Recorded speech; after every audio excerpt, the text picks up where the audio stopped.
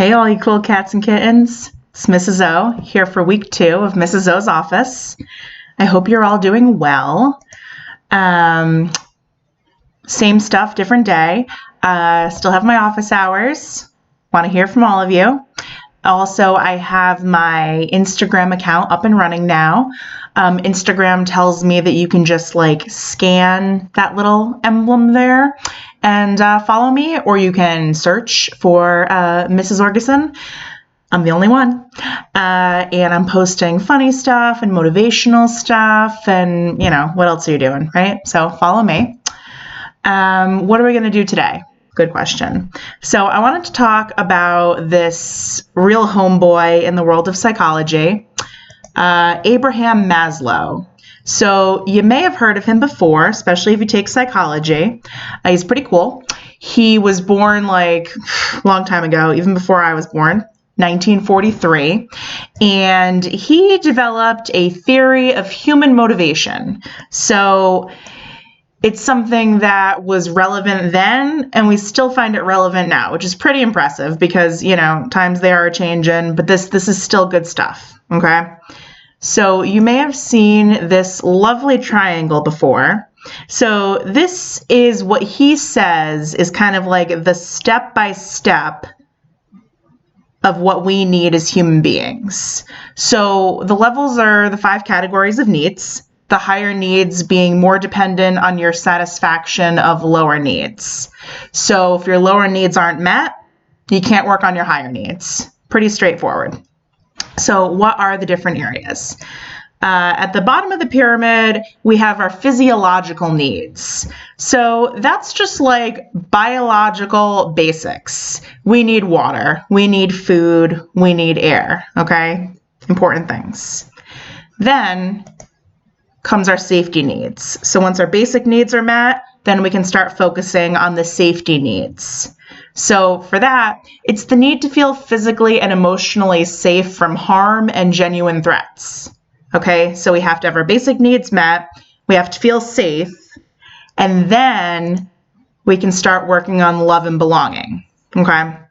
So with that, it's the need to feel fully and unconditionally supported by someone else and the need to provide such support and love to other people. So to recap, because we do that here, we have our basic needs met. We feel safe. We feel like we can love and be loved by other people.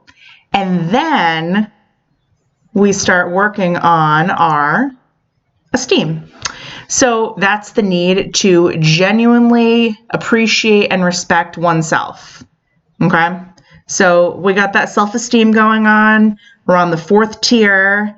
And then, and only then, can we reach self-actualization, which is the desire, the need to become the best version of yourself that you can be. Okay? So that growth mindset. I said to my husband, can you make a meme of sorts to make Abraham Maslow relevant to the young folks of today? And he said, sure, I got this. Okay. So he made me this. I put the question marks there. I don't understand it. He said you guys would. When I said I have no idea what this is, of course, he gave me the good old, okay, boomer. I looked it up. I still don't understand the meme, but if you do, maybe you can explain it to me. Okay, we'll learn together. It'll be great. So yes, this is my husband's meme of the hierarchy of needs. But then next, we have a video example, right? Because I'm all about those videos. And this is a pretty good one. And it's one of those ones where you kind of draw as you go along. I like those. So let's watch it together. Maslow's hierarchy of needs is a theory in psychology. It argues that there are 5 stages of human needs that motivate our behavior. Abraham Maslow proposed his theory in 1943 after studying what he called exemplary people, such as Albert Einstein or Eleanor Roosevelt. Mrs. O.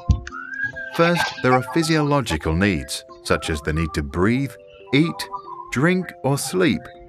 The moment we get enough of that and we feel awake and our bellies are full, we get motivated by the next thing. Now we want safety. We try to earn money, build up resources, and look for shelter that protects us against dangers.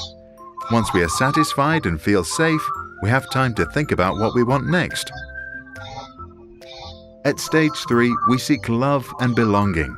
We desire to be close to family and friends, belong to a society, or join a gang.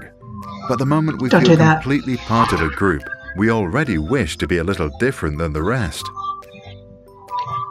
At stage 4, we look for esteem, self-confidence, and respect from our peers. We want to be someone. If we have money, we buy a fancy watch. If we have a brain, we write or think or work a lot. Motivation to perform and compete is now at its highest. Students, sportsmen, and inventors excel. Neil Armstrong even flew to the moon.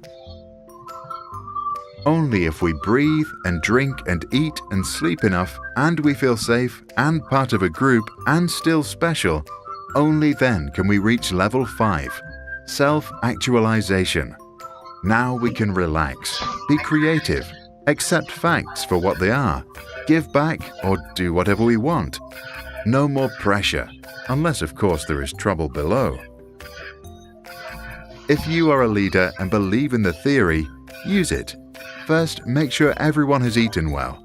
Then make them feel safe and help them belong to a group. Once they feel they belong, they are ready to stand out and excel.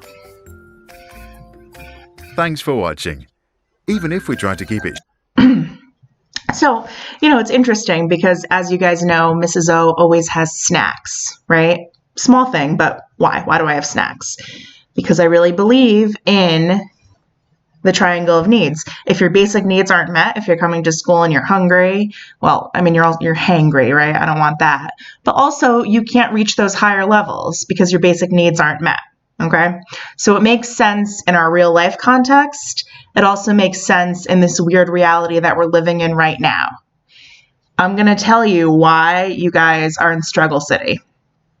So, we are usually very comfortably working on those higher tiers, okay? Most of us, thankfully, are in a place where we do not have to worry about our basic needs and our safety very often. So we can focus on the higher brain things. Right now, we kind of got knocked down a couple pegs in the pyramid. You guys, the adults around you, because we have to spend so much time focusing on those more basic needs. Like, if I don't know if I can get toilet paper or if I can safely, have interactions with the people that I care about, then how can I focus on the other things, right? So it's not an excuse. I don't want you to walk around and say, well, let me tell you teachers why I can't do my work. Watch this video Mrs. O sent out and you'll understand. No, this is not an excuse, but it may let you breathe a sigh of relief, kind of understanding the mental processes that are making you feel like you can't get your work done. Sometimes when we understand what's going on up here, we can correct it a little because we can say, wait a minute, no, I figured this out. I can break the cycle. So, that's the goal. I am, of course, the forever optimist, but I think this is important to keep in mind. So, what you can do if you are feeling overwhelmed, you can reach out to, your school psychologist, your guidance counselors, even administrators, your teachers. Everyone would love to hear from you. So if there's anything that we can do, please let us know. If you have any questions about anything from this video or, like the meaning of life, reach out. Otherwise, I will have a new video coming into your inbox next week. Make sure you smash that like and subscribe, and make sure you take care of yourselves and each other. Miss O out.